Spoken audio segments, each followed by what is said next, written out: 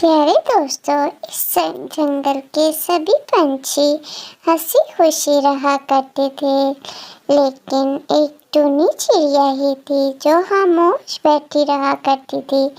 उसे बाकी जंगल के पंछियों के साथ बैठना, उठना, खाना पीना बिल्कुल भी पसंद नहीं था। वो अकेली अपने ही घोंसले के आगे बैठी उदास बैठी रहती थी, पता नहीं किन सोचों में हमेशा घूम रहा करती थी। सब पंछी उससे बात करने की बहुत कोशिश करते थे, लेकिन उसको किसी से बात करना बिल्कुल भी पसंद नहीं था। वो हमेशा अपनी ही सोचों में मगन रहा करती थी। उसे कोई सरोकार नहीं था कि कौन जंगल में क्या कर रहा है। ऐसे ही उसकी जिंदगी गुजर रही थी। सभी पंछी उससे बात करने की बहुत कोशिश करते हैं, लेकिन वो थी कि किसी को कोई जवाब नहीं दिया करती थी। इसीलिए सब पंछी उससे बात कर कर के खामोशी से वापस चले जाते हैं और वो उनको कोई बात का जवाब नहीं दिया करती थी। फिर एक दिन एक मीठी तोती उसके पास आकर बैठती है और उससे बात करने की कोशिश करती है। टूनी, तुम्हें हमारे पास रहते हुए काफी अरसा हो गया, लेकिन तुम हो के हमसे कोई बात नहीं करती हो। कुछ तो बताओ अपने बारे में। आखिर तुम क्यों इतनी गमगीन रहती हो? किसी से कोई बात नहीं करती हो, ना हंसती हो, ना खेलती हो और ना ही कभी ज्यादा अनाज खाती हो।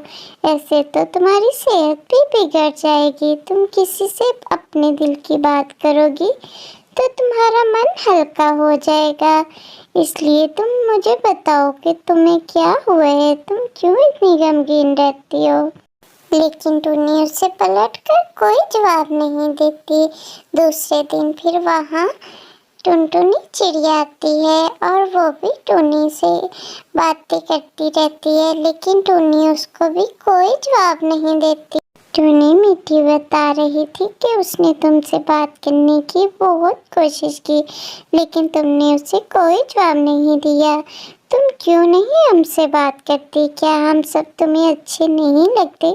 कोई तो बताओ हमें, क्या आखिर तुम क्यों इतनी परेशान रहती हो?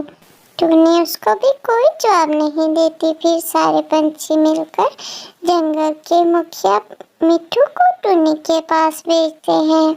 फिर वो टूनी को समझाता है कि मुझे जंगल के सब पंछियों ने मिलकर भेजा है, उनसे तुम्हारी परेशानी देखी नहीं जाती।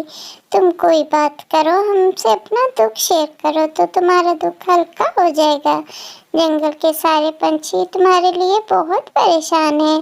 फिर टूनी अपना दुख उसके साथ शेयर करती है। मुखिया जी, मैंने 2 अंडे दे रखे थे। मैं और मेरा पति बहुत ही खुश थे। उसमें से अनकरीब बच्चे निकलने वाले थे, लेकिन जंगल में बाढ़ आई और मेरे दोनों अंडे उस पानी में बह गए। मैंने उनको बचाने की बहुत कोशिश की, लेकिन मैं उनको नहीं बचा पाई। बस उस दिन से मुझे हंसना खेलना भूल गया है। फिर मिट्ठू तोता टूनी को समझाता है कि जिंदगी से इस तरह नाराज बिल्कुल नहीं होना चाहिए। तुम अपनी जिंदगी को नए सिरे से शुरू करो और जिंदगी को एक मौका फिर से दो। कुछ ही दिनों में टूनी फिर से 3 अंडे दे देती है। उस पे मिट्ठू की बातों का बहुत असर होता है, इसलिए वो अपनी जिंदगी को एक और मौका देती है। वो फिर से हंसना खेलना शुरू कर देती है और 3 अंडे देने के बाद वो उसको बहुत ही खुशी थी कि उसने जिंदगी को दोबारा से अपनी शुरुआत कर ली है और उसको जिंदगी में फिर से वही खुशी मिलती है। वो बहुत खुश थी कि कुछ ही दिन में उसके अंडों से बच्चे निकल आएंगे। अब वो अपने अंडों का बहुत ज़्यादा ख्याल रखती थी और बहुत मजबूत घर बना लिया था ताकि उसके अंडों को कुछ ना हो, चाहे बरसात हो चाहे धूप हो, उसके अंडे सेफली पड़े रहें। और वो उन सब पंछियों के भी बहुत शुक्रगुजार थी जिन सब ने उसको समझाया था और उसने ज़िंदगी को फिर से जीना शुरू कर दिया था, इसलिए वो बहुत खुश थी। और टुनटुनी उसकी बहुत अच्छी दोस्त भी बन गई थी। फिर टुनटुनी को वो बुलाकर बताती है कि मैंने अब 3 अंडे दिए हैं। टुनटुनी भी उसके अंडे देखकर बहुत ही खुश होती है और उसके लिए बहुत सी दुआएं करती है। टुनी, अब तुम्हारे अंडों में से बहुत बहुत प्यारे बच्चे निकलेंगे और तुम्हारे पुराने गम सारे भूल जाओगी उन बच्चों को देखकर। हाँ टुनटुनी, मैं बहुत ही खुश हूँ और जल्दी से मेरे बच्चे निकले, मैं उनका बहुत बेचैनी से इंतज़ार कर रही हूँ। हाँ क्यों नहीं टुनी, हम सबको भी तुम्हारे बच्चों की बहुत खुशी है और जल्दी जल्दी बाहर आएंगे तो मुझे आंटी आंटी कह के पुकारेंगे तो मुझे भी बहुत अच्छा लगेगा। हाँ हाँ क्यों नहीं, मेरे बच्चों पर आप सबका हक है, आप सब ने इनको इस दुनिया में आने के लिए मेरा सहारा बने हैं। फिर टुनी बहुत ही खुश थी। कुछ ही दिनों में उसके बच्चे निकलने वाले थे।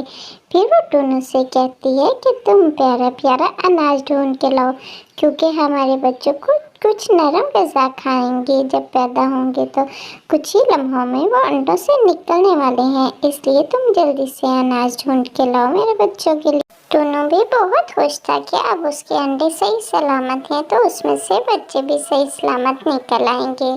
उन दोनों को बच्चों का बहुत ही शौक था।